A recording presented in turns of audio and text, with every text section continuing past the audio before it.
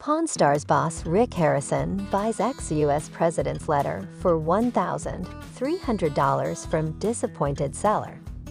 Las Vegas is known for its dazzling lights, high-stakes gambling, and world-class entertainment. But nestled among the flashing neon and buzzing casinos, on the iconic Las Vegas Strip lies a different kind of treasure trove, the world-famous gold and silver pawn shop. Home to the hit reality TV show Pawn Stars, this bustling establishment, run by Rick Harrison and his team, has become a cultural phenomenon where history, pop culture, and commerce collide. In one of the most intriguing transactions to ever take place behind the counter, Rick Harrison made headlines after purchasing a rare historical document, a letter once owned by an ex-president of the United States, for just $1,300 from a seller who clearly underestimated its value. The moment not only became must-see television, but also served as a powerful reminder of how little-known treasures can be hiding in plain sight, waiting for the right expert to recognize their worth. The episode opened like many others on Pawn Stars, with a curious individual walking through the doors of the pawn shop, carrying something they believed might be valuable. In this case, it was a man in his 40s who had recently come into possession of a collection of old documents and memorabilia from a deceased relative. He wasn't entirely sure what he had, but based on the age and appearance of the papers, he thought there might be something special among them. He pulled out a bundle of yellowed letters and unfolded one that immediately caught Rick Harrison's attention.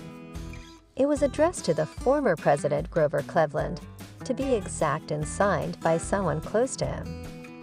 The handwriting was unmistakably old-fashioned, and the paper bore the marks of time, with faint ink stains and a fragile texture.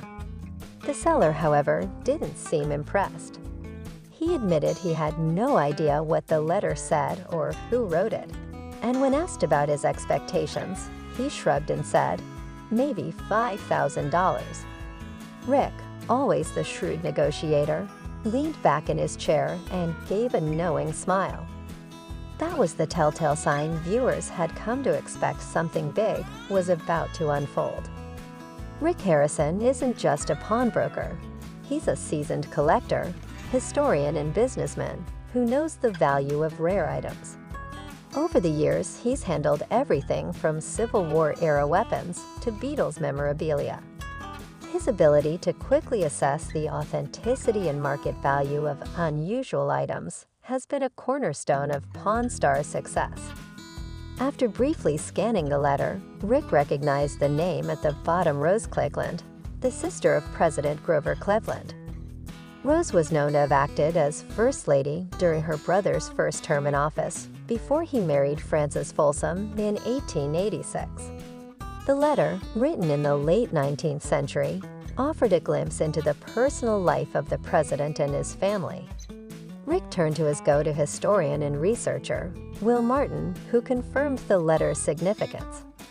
Together, they determined that while the letter wasn't written by the president himself, it was still a rare artifact offering insight into presidential history.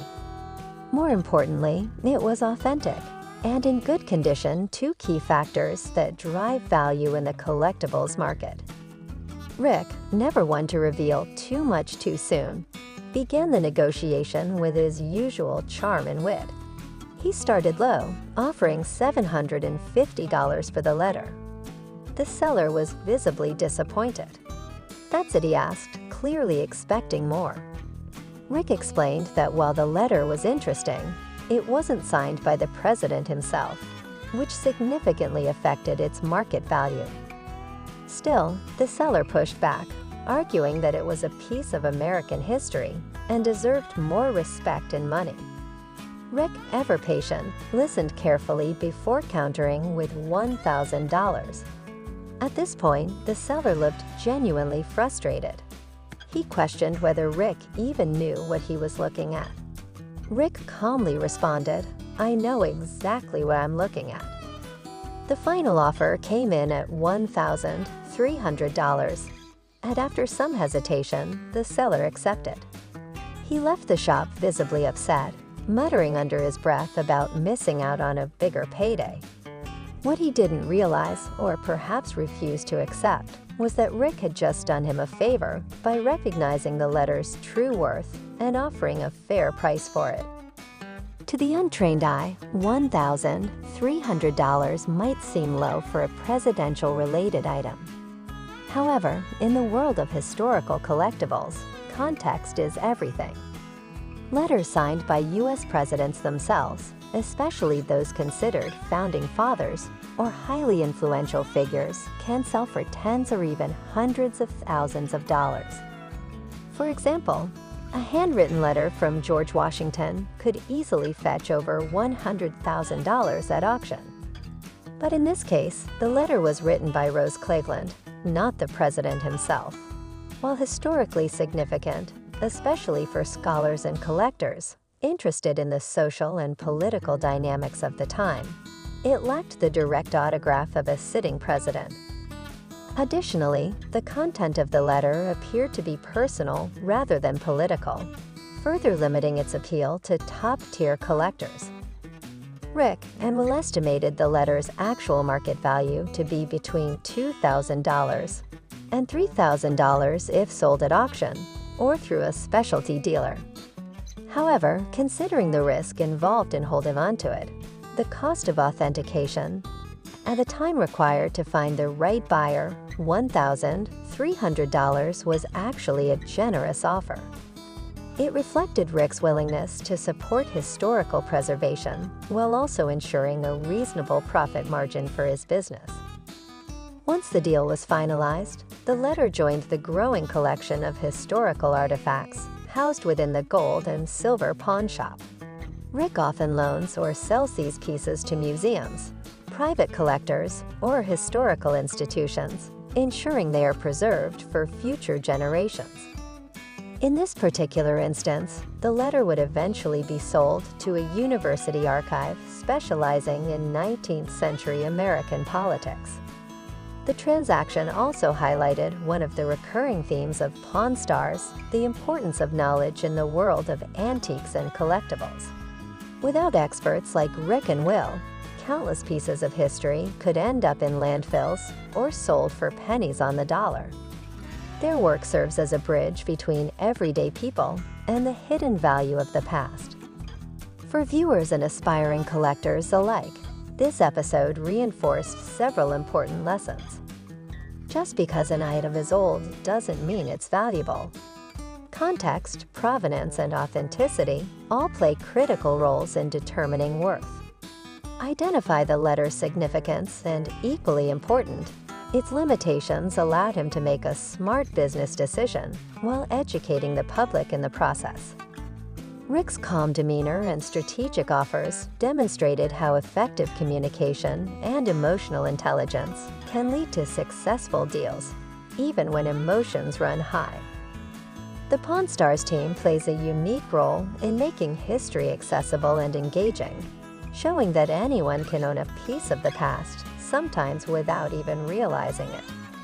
While the seller may have walked away feeling shortchanged, the truth is that Rick Harrison gave him far more than he expected. By recognizing the letter's historical significance and offering a fair price, Rick ensured its preservation and proper placement within the broader narrative of American history. This transaction, like so many others on Pawn Stars, serves as a microcosm of the show's enduring appeal. The thrill of discovery, the clash of personalities, and the celebration of America's rich and diverse heritage. Whether it's a rare coin, a vintage guitar, or a presidential letter, each item tells a story, and thanks to Rick Harrison and his team, those stories continue to be told, one deal at a time.